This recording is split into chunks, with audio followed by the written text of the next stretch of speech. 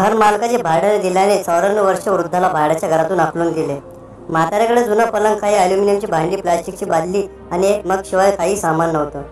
वृद्धाने मालकाला भाडे देण्यासाठी थोडा वेळ देण्याची विनंती केली। शेजाऱ्यांनाही म्हाताऱ्याची दया आली आणि त्यांनी घर मालकाला भाडे देण्यासाठी थोडा वेळ देण्याची विनंती केली। घर मालकाने अनिच्छेने त्याला भाडे भरण्यासाठी थोडा वेळ दिला। म्हाताऱ्याने सामान आत घेतले। रस्त्यावरून जाणाऱ्या एका पत्रकाराने थांबून हे सर्व दृश्य पाहिले। ही बाब आपल्या वृत्तपत्रात प्रसिद्ध करणे उपयुक्त ठरेल असे त्यांना वाटले। क्रूर जमीनदार पैशासाठी भाड्याच्या घरातून म्हाताऱ्याला लाथ मारतो। मग त्याने जुन्या भाडेकरूचे आणि भाड्याच्या घराचे काही फोटो काढले। पत्रकाराने जाऊन आपल्या प्रेस मालकाला घडलेला प्रकार सांगितला। प्रेसच्या मालकाने चित्र पाहिली आणि त्यांना धक्काच बसला। त्यांनी पत्रकाराला विचारले, म्हाताऱ्याला ओळखले का? पत्रकार नाही म्हणाला। दुसऱ्या दिवशी वर्तमानपत्राच्या पहिल्या पानावर मोठी बातमी छापून आली। गुलझारीलाल नंदा भारताचे माजी पंतप्रधान एक दयनीय जीवन जगत आहे असे शीर्षक होते। या बातमीत पुढे लिहिले आहे की माजी पंतप्रधान कसे भाडे देऊ शकले नाहीत आणि त्यांना घरातून कसे हाकलून देण्यात आले। आजकाल फ्रेशर्सही भरपूर पैसे कमवतात अशी टिप्पणी करण्यात आली।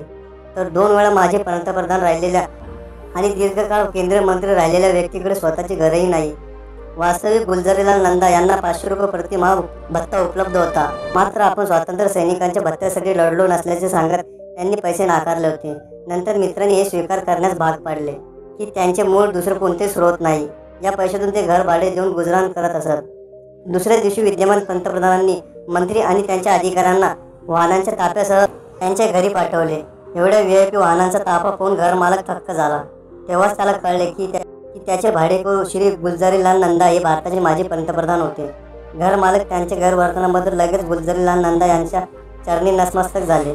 अधिकारी आणि VIPंनी गुलझारीलाल नंदा यांना सरकारी निवास आणि इतर सुविधा स्वीकारण्याची विनंती केली। या वृद्धापकाळात अशा सुविधांचा काय उपयोग असे सांगून गुलझारीलाल नंदा यांनी त्यांचा प्रस्ताव स्वीकारला नाही। शेवटच्या श्वासापर्यंत ते एक सामान्य नागरिकाप्रमाणे सच्चे भारतीय म्हणून जगले। 1997 मध्ये सरकारने त्यांना भारतरत्न देऊन सन्मानित केले। धन्यवाद।